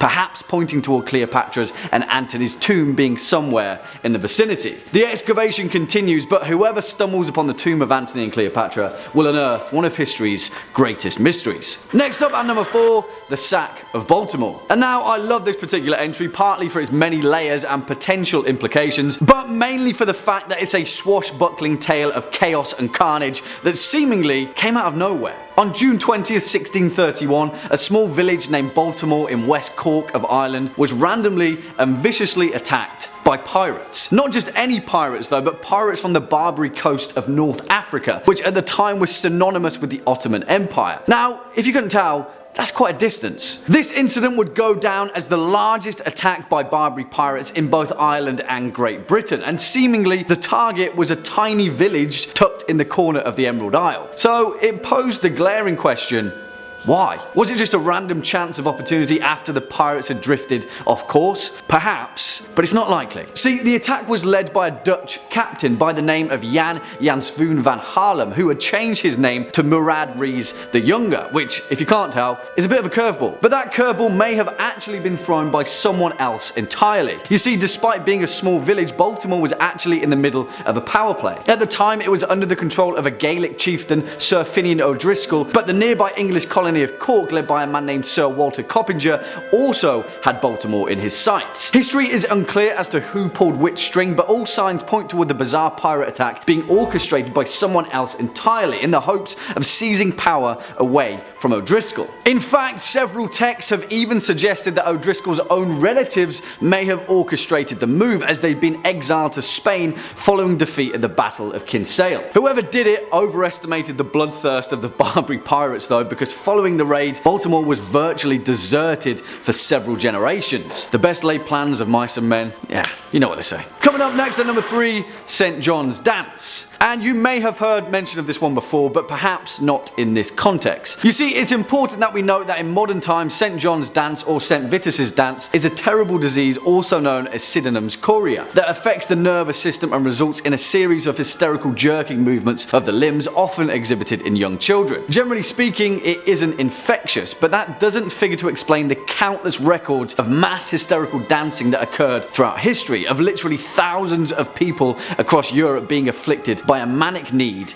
to dance. The earliest known outbreak occurred in the 7th century and was primarily thought to occur during times of intense hardship, particularly affecting the peasant and working classes. So what? You're a peasant in Dark Age Europe and all of a sudden you just start dancing and can't stop, somehow infecting the rest of your village, town or city, until there's a horde of people doing the exact same thing, potentially collapsing from exhaustion or dying from a heart attack. Well, yeah, because that's exactly what happened. One of the most well-documented cases was in 1518 in the Austrian city of Strasbourg, where a woman named Frau Troffia began dancing in the streets, and within a month, 400 people had joined her. Yeah, she danced for a month, and loads of people died. Now, there are many theories on the true explanation of St. John's Dance, and scholars still argue as to whether it truly was a real contagious disease or merely a social phenomenon. One of those theories suggests a particular fungi had infected their crops, and another suggests that it was all a misunderstanding and St. John's Dance was actually the practice of some secretive European cult. Yeah. Beats me, guys. Swinging in at number 2, the remains of Richard III. And this one, strangely enough, is the perfect blend of ancient mystery and potentially contemporary unexplainable intrigue. Because that's exactly what you all came for, right? Also, I mean, this one is already pretty much solved, but it's in the details where its mystery truly shines. We all know Richard III, right? A horse, my kingdom for a horse. But well, apparently this woman, Scottish author and historian Philippa Langley, knew him a little bit better than anyone else did. Now, it's important to note that history had long forgotten the final resting place of Richard III, the last Plantagenet king of England, and after his defeat at the Battle of Bosworth, his remains were scattered to the winds of history. After all, history is written by the winners. Well, let's fast forward to modern times when in September 2012, Philippa Langley led an excavation of a car park in Leicester city centre. A few signs pointed toward it potentially being the ruined remains of Greyfriars Church, but in the words of Langley, she had a strange feeling, one that she couldn't quite place, and something was telling her that Richard III was buried beneath that very car park. Now, the dig team was on a very tight budget and only had one chance at excavating a tiny portion of the car park. And guess what? The exact place that Philippa Langley had a strange feeling about turned out to be the final resting place of Richard III's remains. And not only that, but the parking space that he was buried beneath was marked with a large painted R on the tarmac, used to signify a reserved parking space. I mean, all of this can be explained away, right? Eventually someone would have found the remains of the dead king, but you can't deny the fact that the strange cosmic coincidence that led Langley to his final resting place is much more mysterious than a dead English king in a car park. And finally, coming in at a number 1 spot, the Tunguska event. And I absolutely love this entry for its cosmic significance alone and the potential warning sign that we should all be very wary of. Let's head on over to remote Siberia, where on the bright summer morning of the 30th of June 1908, a massive impact explosion, the likes of which has never before been seen in human history, completely flattened a remote area of the Siberian wilderness, covering over 2,000 square kilometers of isolated forest. As far as we know, no one was caught in the blast, but if they were, they would have certainly been obliterated by a shockwave 1,000 times greater than that of the Hiroshima atomic bomb. The Tunguska explosion completely flattened over 80 million trees in its blast radius, rupturing their roots like grass to a lawnmower. 50 or so miles away, those native to the region were knocked flat on their feet by the blast, windows shattered and buildings subsided. For all intents and purposes, it was the result of an unimaginable power. And if Tunguska had occurred over a metropolitan area, an entire city would have likely been flattened. So, what was it? Well, the leading scientific consensus is that the explosion of the Tunguska event was caused by the impact of a small asteroid, one that had possibly burned up in Earth's atmosphere and then produced a shockwave that resulted in the aforementioned cataclysm. However, not everyone buys that hypothesis, and many other researchers and scientists have proposed the Tunguska event being the result of a leak of natural gas from deep within the Earth's crust that became ignited by a storm and resulted in the Tunguska hellfire. Most evidence though points towards Tunguska being the result of an asteroid, albeit one that luckily somehow missed the vast majority of our entire populated planet. It's also important to note that researchers believe Tunguska to be the result of a small asteroid, which is a terrifying thought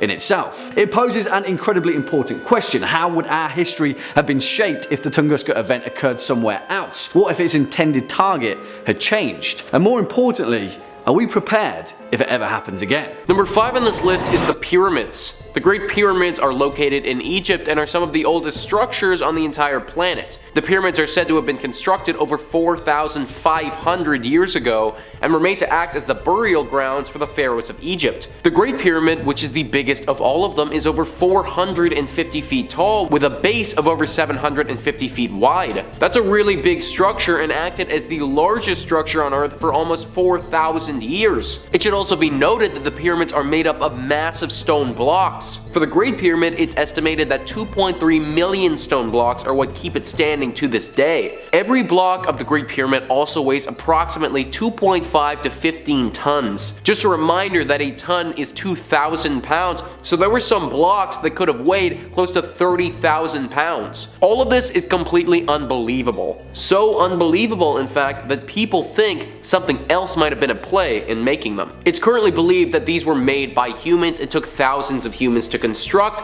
but when you think about how monstrous these creations are and the technology that humans had back in that day, it becomes very hard to believe that we were capable of doing that. This has led people to the theory of aliens. These pyramids are also built to face the precise magnetic north, which makes people wonder how the ancient Egyptians could have possibly got that information. The theory is that these aliens came down and built the pyramids and the ancient Egyptians mistook them for gods. This is why in some ancient Egyptian drawings we see gods flying around. The Daily Star also reports the speed of light is 299,792,458 meters per second, and the geographic coordinates for the Great Pyramid coincide with that if you just move the decimal points over several spaces. They believe that this was a clue from the aliens for us to discover later. Frankly, as cool as aliens are, I would honestly rather believe that humans made the pyramids. It's pretty cool to know that almost 5,000 years ago, our species was able to make something like that. I feel like I have a little bit of pride for those ancient Egyptians. Number 4 on this list is the Bermuda Triangle. You've obviously heard about the Bermuda Triangle before and the lore that accompanies this extremely mysterious place.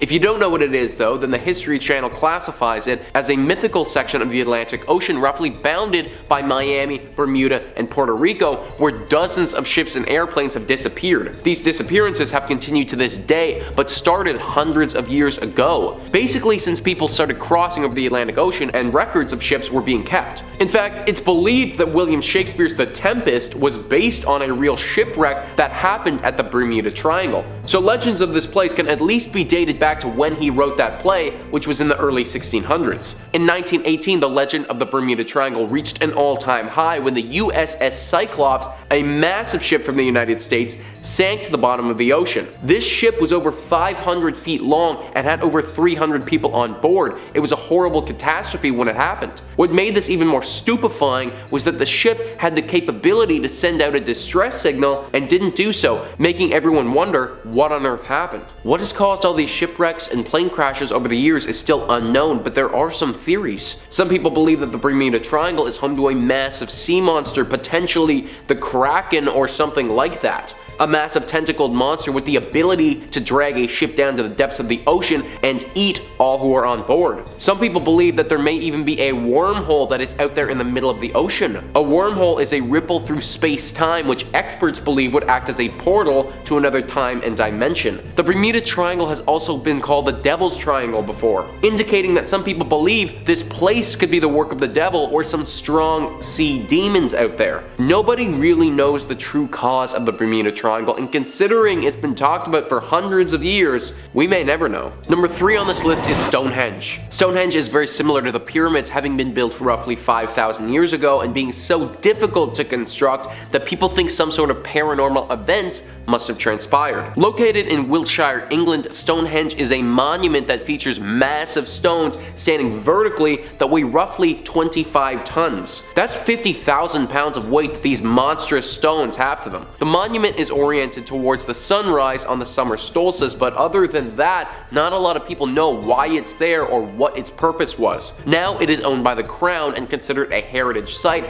but still people wonder, why was it put there in the first place? Some theories involve its effect on sound waves. When two people are playing a pipe and you walk around the stones, then you'll notice an effect where they cancel each other out. Some people have even chalked it up as being an ancient sex symbol, believe it or not. However, the most popular theory is similar to the pyramids in believing that it's aliens. I tend to believe aliens were capable of this more than the periods, to be honest. They are certainly arranged in a strange fashion and they have no set purpose. How is it possible for humans to lug stones that are 50,000 pounds to a location where there aren't that many stones to begin with? Stonehenge just screams like the sort of place where something paranormal happened, in my opinion. Number 2 on this list is Jesus. I feel like this wouldn't be a complete list if I didn't include one of the most mysterious events that occurred in all of history. Jesus lived 2,000 years ago during a tumultuous time. His life was one that we all remember and has inspired millions of people since he passed. His death is where something paranormal may have taken place though. Jesus died by crucifixion at the hands of the Romans. This was ordered by the governor Pilate, who felt the pressures from the Roman people and felt like he had to give in to them. The crucifixion process lasted for over 6 hours apparently, until Jesus finally gave his last breath. After he died, he was taken to his tomb, which was closed off and shut by a massive stone. This tomb was guarded by several officers for days, until on the 3rd day it said that the rock moved and Jesus ascended from that tomb to heaven. His body was no longer in the tomb on this day, and the belief that he went to heaven spread throughout the land. Now, a question a lot of people ask is, how do we know for sure that his body was gone and that tomb was actually empty? Now, we know that because after he was gone and his followers were claiming he was resurrected, then the best way for the Romans to stop that theory would have been to produce the body, which they were never capable of doing. So where did it go? Well, it's widely believed that Jesus ascended to heaven, that God acted and brought his son home to him. Maybe this event is less of a paranormal event and more of a miracle, but I still wanted to include it in this video. Number 1 on this list is the Dropa Stones. The legends of the Dropa Stones is a little bit up in the air, but if it is true, then there is certainly something paranormal afoot. The Dropa Stones are a collection of 716 circular discs that are said to be over 12,000 years old. They have very strange markings on them in a language that hardly anyone is familiar with. These stones were apparently discovered by Chu Pei Te, a Chinese archaeologist in the 1930s who found them inside some abandoned caves. They made their way to a translator who was able to decipher some of the markings and learn that they were referring to humans and aliens. So the theory is that aliens were present 12,000 years ago and had some serious interactions with humans back then. Now, there are a few reasons why we can't take this as being full fact. 1, it's possible that the translator who was in charge of deciphering them is wrong. We can't say for sure that they're familiar with the intricacies of language 12,000 years ago. Number 2 is that today, nobody knows where these stones have gone. They aren't in a museum and their location is unknown. And this is really hard to believe considering there is 716 of them and they would have been one of the biggest archaeological finds in years. All of this being said though, if these stones are real and our translator was correct, then that is undeniable proof of an alien presence from 12,000 years ago, which is pretty cool to think about. Kicking off at number 5, Novaya Zemlya. And we're starting this list with perhaps one of the most calamitous explorations in the whole of Dutch history. In their pursuit of the Arctic that is wrought with equal parts true naval grit and equal parts just pure bad decision making. But hey, that's why these expeditions are cursed, right? Let me introduce you to a man named Wilhelm Barents, one of the most celebrated Dutch explorers of the 16th century. Born in 1550, Barents made his name as a cartographer, sailing around the Spanish seas and most of the Mediterranean, where he pretty much charted everything and anything. Like many explorers of his time, he was convinced about the existence of the Northeast Passage out in the deep depths of the Arctic, and so soon turned his sights toward there. On his first expedition, Barents didn't find much save for a polar bear out on an ice sheet. And what did his crew decide to do? Well, they tried to capture it, of course, stick it on their ship and sail back home. However, the polar bear wasn't too keen on that notion, and whilst on board, it went on a rampage and killed loads of people. However, during his first voyage, he did discover the coast of Novaya Zemlya, and he suddenly got the notion that he was onto something. Barents' next attempt came in 1595, where this time pretty much nothing happened other than another polar bear attack and more dead crewmen. On his third attempt, however, Barents was convinced that he was onto something, and in pursuit of the Northeastern Passage, he eventually made his way back to Novaya Zemlya once again. But this time, his ship and crew quickly wound up trapped in the icebergs and ice floes, and with nowhere to go, the 16-man crew was stranded with the dead of winter fast approaching. Crazily enough, Barents' crew managed to harvest scraps of lumber from their own ship, and they then built a cabin on the ice sheet to seek shelter. They lived there for nearly a year, sleeping next to heated stones and cannonballs just to stay warm, and by the time their food ran out, the crew resolved their hunger by hunting Arctic foxes and straight up killing polar bears with their bare hands. Eventually, almost 12 months later, with the ship still trapped, the crew decided to peace out. They were ridden with scurvy and were days away from eating each other, but incredibly enough, eventually they made it back to civilization. Sadly enough, Wilhelm Barents didn't. He died on the journey back, and he never did find the Northeastern Passage. Swinging in at number 4, the Magellan-Elcano circumnavigation. And if we're talking about death and pure misery, there is probably no saltier tale of the seven seas than the time that Ferdinand Magellan tried to circumnavigate the planet. Obviously, you've probably already heard of the Magellan-Elcano circumnavigation, the first recorded voyage around the world in human history, often confused with the old Marco Polo thing. The voyage itself began under the command of Ferdinand Magellan, a legendary Portuguese explorer, but was ultimately concluded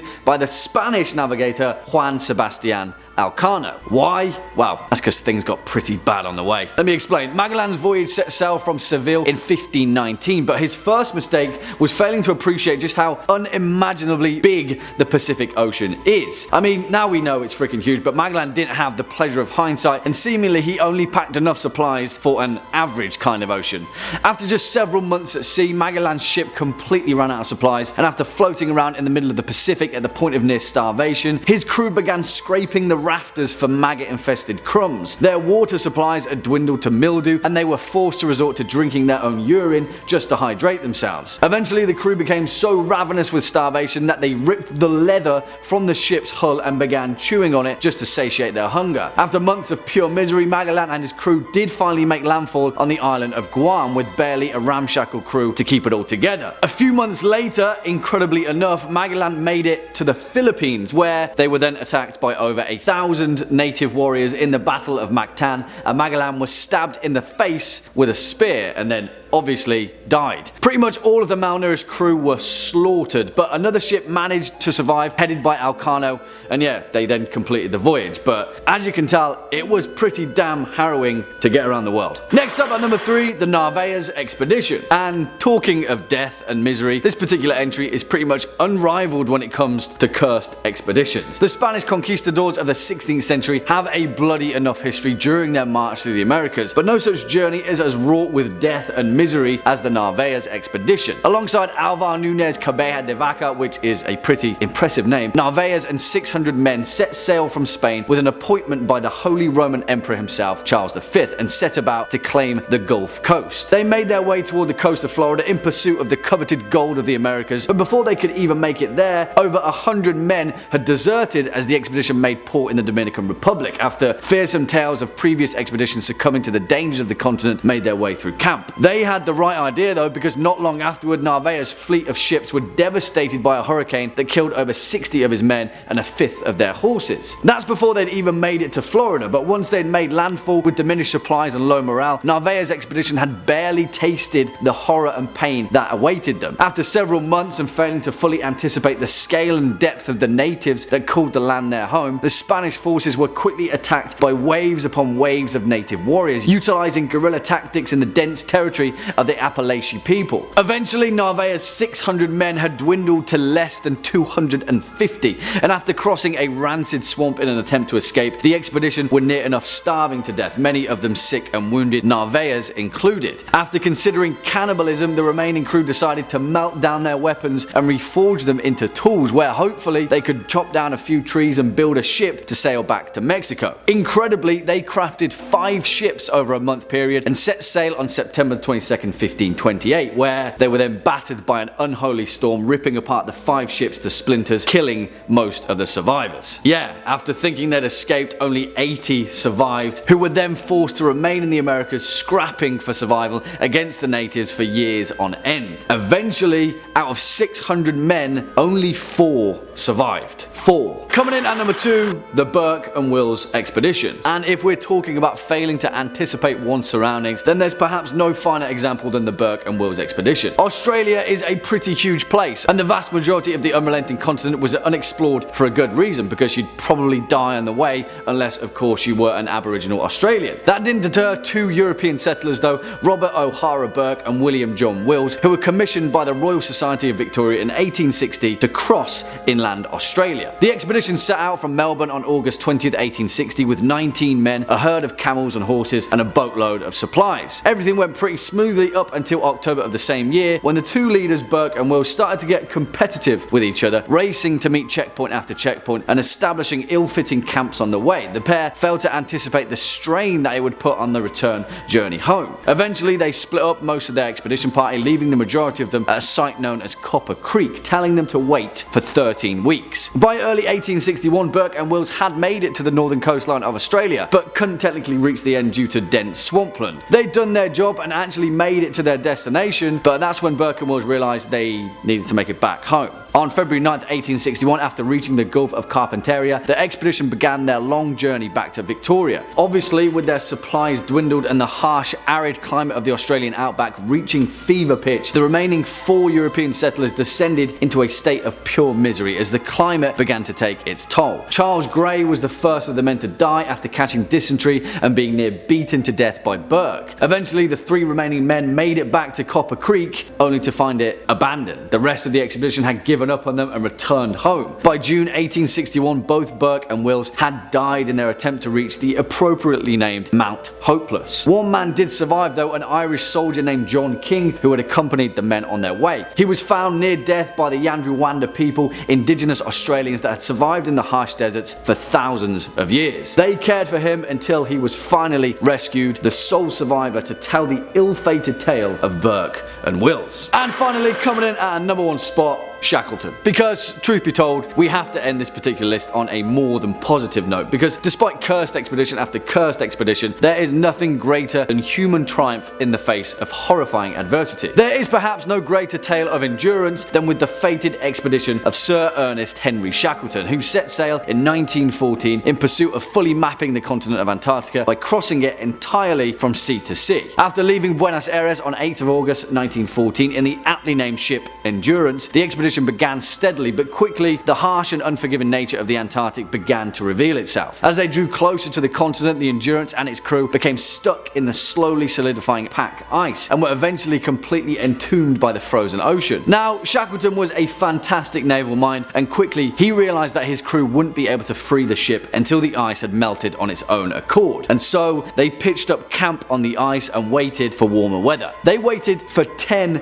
agonizing months, ridden with frostbite and and pain and misery, and slowly dwindling with both hope and supplies. After 10 grueling months, the Endurance sank into the icy depths before their very eyes, and that's exactly when the cracks in the ice started to show across their own camp, and before they knew it, the ice sheet that they'd called home for 10 months began to break apart. And that's when finally Shackleton rounded his men up in the last remaining lifeboat and headed for the nearest landmass, the barren and bleak Elephant Island. And as you may imagine, during those 10 months, Shackleton's crew had nothing left. Their supplies had diminished and the crew faced starvation. Shackleton knew that the only hope of survival was to try and make it to the nearest outpost of civilization, South Georgia Island, which was 800 miles away, and all they had was a lifeboat to get there. But if you know the story of Sir Ernest Shackleton and Endurance, you'll know that somehow, despite all of the odds, despite sailing through the most dangerous ocean on the planet, somehow, through sheer dumb luck and determination, the crew made it, and they survived.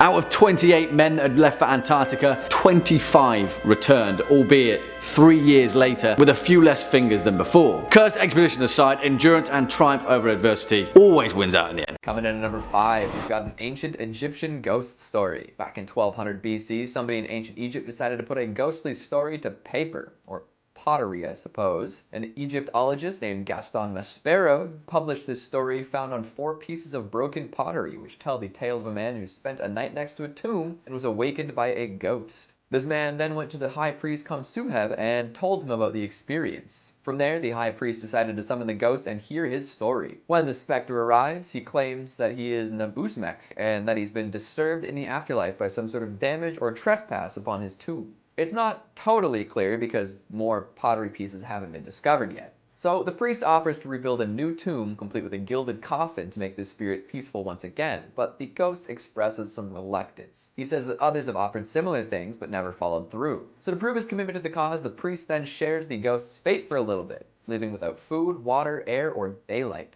The text ends before the story concludes, but it seemed likely that the plan to pacify the phantom worked. Tales like this are relatively common in Egyptian lore, as they did believe in life after death. It's less creepy than a mummy rising from the tomb and killing people, but back then I feel like they didn't have all the modern, scary storytelling tools that we so enjoy today. Coming in at number 4, we've got a chained ghost in Athens. This one comes from a Roman senator known as Pliny the Younger. Even though the story was told before his death in 113 AD, it still survives. That's a long-lasting ghost story. According to this storyteller, there was a large and roomy house somewhere in Athens that should have been quite a popular location. Instead, it had a bad reputation and no one wanted to live in it. After the tale made its rounds, the philosopher Athenodorus went to see what could be done about the ghastly, noisy figure. He stayed in the house, and when the ghost finally appeared, he calmly approached it, marked the spot in which it materialized, and then ordered it dug up the next morning. Underneath, the skeleton of a man in chains was found, rotting away. Obviously, the man had endured a terrible fate and was tethered to this spot, lacking a proper burial. Once the proper funeral rites were complete, the ghost appeared no more, and the house was no longer haunted. If only modern ghosts were this easygoing. I feel like anything that gets exorcised these days tries to kill and maim whoever was involved. Just chill. I'm trying to help you. Coming in at number 3, we've got Raynham Hall. This almost 400-year-old manor is full of ghost stories. It's huge and has a long, haunted history. The spirit of Lady Dorothy Townshend, wife of the second Viscount of the estate, is said to roam the grounds. She died after contracting smallpox in 1726 and was known to have had an affair. Scandalous. For whatever reason, she wanders the manor dressed in brown, earning her the title the Lady in Brown. The spectre was first seen by Lucia C. Stone around the Christmas of 1835. Soon after, a Colonel Loftus also saw the ghost and claimed that she had empty eye sockets and a glowing face. These tales were passed around from person to person with little to no evidence until around 100 years later, when a photographer for Country Life magazine showed up to take some snapshots of the estate. They had set up their camera to capture some pictures of the stairwell when a hazy figure appeared. The picture was taken, and when developed, seems to show a translucent figure floating down the steps. It's quite the famous image and has attracted a fair deal of scrutiny. Maybe it's a double exposure, maybe it was doctored. However, no one's been able to prove either of these theories, but I suppose the same can be said about the ghost itself. Coming in at number 2, we've got Okigahara Woods. Also known as the Suicide Forest, this thick bit of flora sits at the foot of Mount Fuji in Japan. Plenty of disaffected people have come here to end their lives over the years. Nowadays, there are signs placed urging people to seek help, and volunteers often head in to try to talk people out of committing suicide. The forest is so thick and dense that folks need to bring colored tapes and ribbons to help them find their way back to the entrance. It doesn't help that most sound is muffled very effectively, making the whole area eerily quiet. On top of the dark denseness of it all, the soil is also rich with magnetic iron, which causes phones, GPSs, and even compasses to malfunction, leading people to become more hopelessly lost if they're not careful. Some say these technological issues are proof of demonic presence.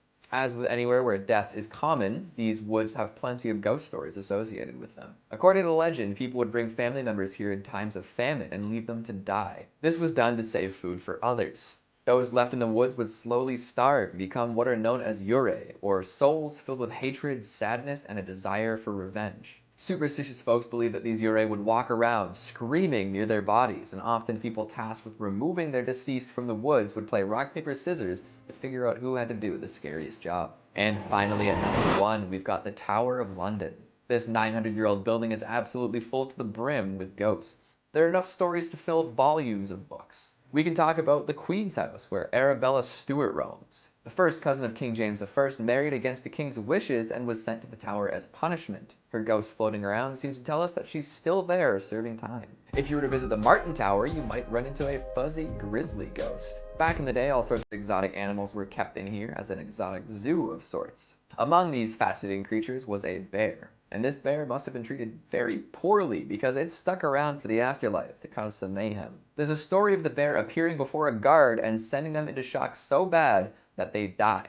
I mean, I get it, it's a ghost bear. Fans of The Shining might find something familiar in the next tale, the tale of 2 ghostly twins. It's said that 2 young princes were murdered in 1483 and the culprit was never found. So now it's not uncommon to see 2 little boys holding hands, melting into walls and floating between rooms. Come play with us, Danny. I could keep going forever with these stories, but we've only got so many hours in a day, so I'll cut it there. Number 5. The WOW signal. In a 1959 paper, Cornell University's physicists had speculated that any extraterrestrial civilization attempting to communicate with radio signals might use a frequency of 1420 megahertz, which is naturally emitted by hydrogen, the most common element in the universe. In 1973, after completing an extensive survey of extragalactic radio sources, Ohio State University assigned the Big Ear to the scientific search for extraterrestrial intelligence famously known as SETI. Giant dish. Think Jodie Foster in Contact. 1977, Jeremy Amon, a SETI volunteer astronomer, was analyzing by hand large amounts of data processed by an old IBM computer. He spots a series of signal intensities and frequencies that left him and his colleagues astonished. The WOW signal was the first radio signal detected from Earth. The signal came from the direction of the constellation Sagittarius. Amon discovered the anomaly a few days later while reviewing the recorded data. Impressed by the result, on the computer printout he circled 6EQUJ5 and wrote 3 letters beside it. WOW. Leading to the event's famous name. The signal lasted for the full 72-second window during which Big Ear was able to observe it, but has not been able to detect it since, despite several attempts by Amon and others. It remains, as 2020, the strongest candidate for an extraterrestrial radio transmission ever detected. To this day, nobody can explain the signal, even though many have tried, claiming it could have just come from us. I don't know. What do you think? Number 4. Harvard's psilocybin experiments. Operation Midnight Climax, 1954, consisted of a series of CIA-run safe houses and what went on inside them in San Francisco, California, and New York City. In 1960, 2 psychologists, Timothy Leary and Richard Alpert, ordered psilocybin from a Swiss company named Sandoz, with the intention to test if different administration modes lead to different experiences. They believed that psilocybin could be the solution for the emotional problems of the human brain. The first test group was 38 people of various backgrounds. 167 subjects in total participated in the study, willing or unwilling. In 1961, Leary decided to orient the study towards psilocybin mushrooms and the rehabilitation of prison inmates. The San Francisco safe houses were closed in 1965, and the New York City safe houses soon followed in 1966. Operation Midnight Climax and Project MK Ultra were considered to be so secretive that few people, even of the highest government positions, knew of their existence. Midnight Climax being a sub-project of MK Ultra's The Mind Control research program that began in the late 1950s by Dr. Sidney Gottlieb, who was a chemist of the CIA. Unlike Project Artichoke, Operation Midnight Climax gave Gottlieb permission to test drugs on unknowing citizens, which made way for the legacy of this operation. Hundreds of federal agents, field operatives, and scientists worked on these programs before they were shut down in the mid-1960s. Science or sinister? Number 3. Exercise Tiger. Exercise Tiger, or Operation Tiger, was a series of large-scale rehearsals for the D-Day invasion of Normandy 1944, in which the military's lack of communication resulted in friendly fire from an Allied convoy being destroyed by German submarines, resulting in the deaths of at least 750 Americans. Wow. Of the 2 ships assigned to protect the convoy, only one was present. The second ship that was supposed to be present had been in a collision, suffered damage, and had to be repaired in secrecy. Because Allies' naval headquarters were operating on different frequencies, the American forces did not know this, and the first practice assault took place and was marked by an incident involving friendly fire. They didn't know it was an exercise. Set for 7:30 a.m., it was to include live ammunition to acclimatize the troops to the sights, sounds, and smells of war. This followed an order made by General Dwight Eisenhower, who felt that the men must be hardened by exposure to real battle conditions. Several of the ships landing that morning were delayed until 8:30, an hour later, and some landing craft didn't even receive word of the change at all. Landing on the beach at their original scheduled time, the second wave came under fire, suffering an unknown number of casualties. Rumors circulated along the fleet that as many as 450 men were killed, and it remained in secrecy in classification memos for numerous years after. I've seen Saving Private Ryan, and I can only imagine what this site looked like. Number 2. The Manhattan Project. Nuclear fission by chemists in 1938 made the development of the atomic project a theoretical possibility. The Manhattan Project was a research and development exercise during World War II that produced the first nuclear weapons. It was led by the United States with the support of the United Kingdom and Canada. Nuclear physicist Robert Oppenheimer was the director of the Los Alamos laboratory that designed the actual explosives. The Army component's first headquarters were in Manhattan, hence the name, the place name, and the official code name. The project began in 1939 and employed more than 130,000 people and cost nearly $2 billion to fund. Research and production took place at more than 30 sites across the US, United Kingdom, and Canada. During 1939, physicists drafted the Einstein-Szilard letter, which warned of the potentials of this extremely powerful creation of a new type. They had it signed by Albert Einstein and delivered to President Roosevelt. In 1941, President Roosevelt approved the atomic program, and Roosevelt chose the Army to run the project rather than the Navy because the Army had more experience with large-budget scientific projects. Plutonium was then chemically separated from the uranium by scientists, and the Fat Man and Little Boy implosion weapons were created at the Los Alamos Laboratory in New Mexico. The first nuclear device ever detonated was the Trinity test, conducted at New Mexico's Alamogordo Range 1945. Little Boy and Fat Man explosives were used a month later in the atomic droppings of Hiroshima and Nagasaki. In the immediate post-war years, the Manhattan Project conducted weapons testings, development of new weapons, promoted and supported medical research into radiology, and it maintained control over American atomic weapons research until the formation of the United States Atomic Energy Commission in 1947. Classified stuff, people. These were very scary times. And coming in at number 1, the Philadelphia experiment. This one scares me, and I pray it really is a hoax because there's a lot of documents that relate to this subject around this time that don't really add up. The Philadelphia experiment was an alleged event witnessed by Carl Allen and the United States Navy shipyard in Philadelphia, Pennsylvania in October 1943. Allen describes an experiment where the US Navy attempted to render itself invisible, cloaking the destroyer USS Eldridge, and the bizarre scientific events and results that followed. On Allen's account, the destroyer was successfully made invisible, but the ship inexplicably teleported to Norfolk, Virginia for several minutes and then reappeared back in the Philadelphia yard. The ship's crew was supposed to have suffered various side effects including insanity, intangibility, and being frozen in place. The story first surfaced in late 1955 when Allen sent a book full of handwritten letters referring to the experiment to a US Navy research organization. The US Navy maintains that no such experiment was ever conducted, that the details of the story contradict well-established facts about the USS Eldridge, and that the physics the experiments they're claiming to be based on doesn't even exist. What do you think? I think this actually happened and the gruesome details of the side effects are just misinformation. I don't know. I get a weird feeling about this one. Too many science experiments at that time.